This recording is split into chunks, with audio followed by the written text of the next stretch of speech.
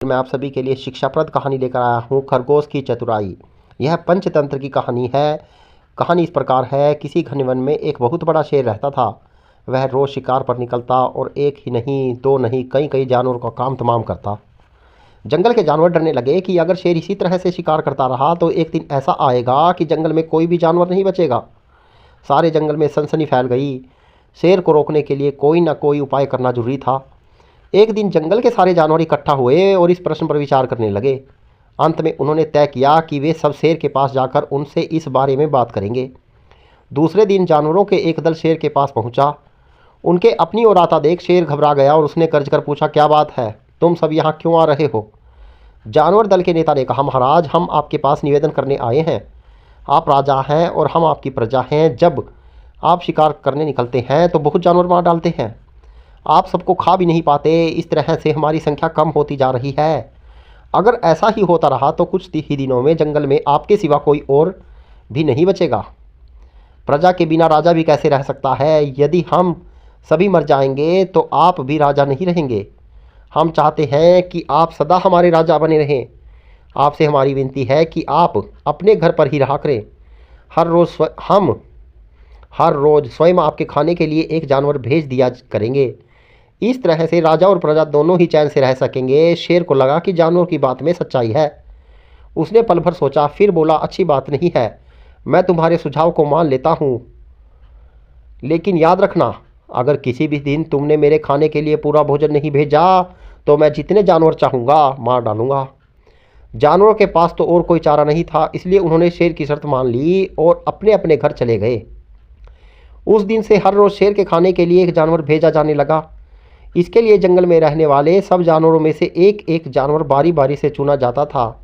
कुछ दिन बाद खरगोशों की बारी आई। शेर के भोजन के लिए एक नन्हे से खरगोश को चुना गया। वह खरगोश जितना छोटा था उतना ही चतुर भी था।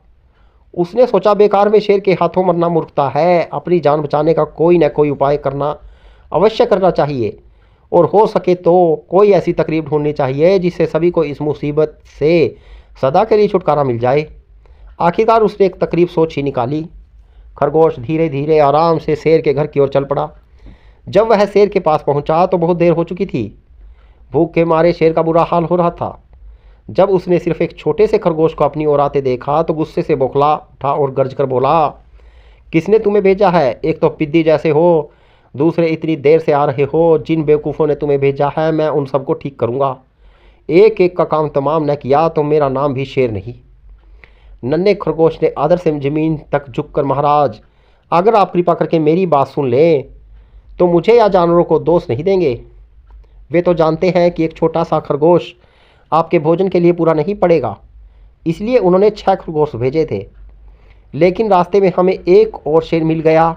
उसने 5 खरगोशों को मारकर खा लिया। यह सुनते ही शेर दहाड़ कर बोला, क्या कहा? दूसरा शेर? कौन है वह? तुमने उसे कहाँ देखा? महाराज, वह तो बहुत ही बड़ा शेर है। खरगोश ने कहा, वह जमीन के अंदर बनी एक बड़ी गुफा में से निकला था। वह तो मुझे ही मारने जा रहा था, पर मैंने उससे कहा, सरकार, आपको पता नहीं है कि आपने क्या अंधेर कर दिया है। हम सब अपने महाराज के भोजन के लिए जा रहे थे, लेकिन आपने उनका सारा खाना खा लिया है। हमारे महाराज ऐसी बातें सहन नहीं करेंगे। वे ज़रूर ही यहाँ आकर आपको मार डालेंगे। इस पर उसने पूछा, कौन है तुम्हारा महाराज? मैंने जवाब दिया, हमारा राजा जंगल का सबसे बड़ा शेर है। महाराज, मेरा ऐसा कहते ही वह गुस्से से लाल पीला होकर बोला, बेवकूफ़, इस जंगल का राजा सिर्फ मैं हूँ। यहाँ सब जानवर मेरी प्रजा है। मैं उनके साथ जैसा चाहूँ वैसा कर सकता हूँ। जिस मूर्ख को तुम अपना राजा कहते हो उस चोर को मेरे सामने हाजिर करो, मैं उसे बताऊँगा कि असली राजा कौन है। महाराज, इतना कहकर उस शेर ने आपको लिवाने के लिए मुझे यहाँ भेज दिया। खरगोश की बात सुनकर शेर को बड़ा गुस्सा आया और वह बार बार गरजने लगा। उसकी भयानक गर्ज से सारा जंगल दहलने लगा। मुझे फ़ौरन उस मूर्ख का पता बताओ, शेर ने दहाड़ कर कहा।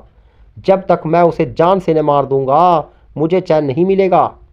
बहुत अच्छा महाराज, खरगोश ने कहा, मौत ही उस दुष्ट की सज़ा है। अगर मैं और बड़ा और मजबूत होता तो मैं खुद ही उसके टुकड़े टुकड़े कर देता।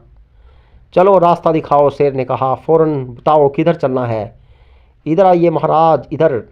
खरगोश रास्ता दिखाते हुए शेर को एक कुएं के पास ले गया। और बोला, महाराज वह दुष्ट शेर जमीन के नीचे किले में रहता है, जरा सावधान रहिएगा, किले में छुपा दुश्मन खतरनाक होता है, मैं उसे निपट लूँगा। शेर ने कहा, तुम यह बताओ कि वह है कहाँ?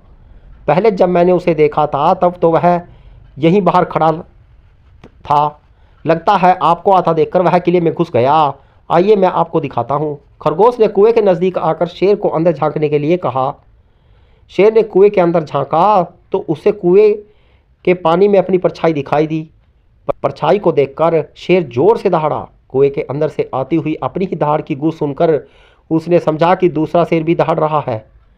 दुश्मन को तुरंत मार डालने के इरादे से वह फौरन कुएं में कूद पड़ा।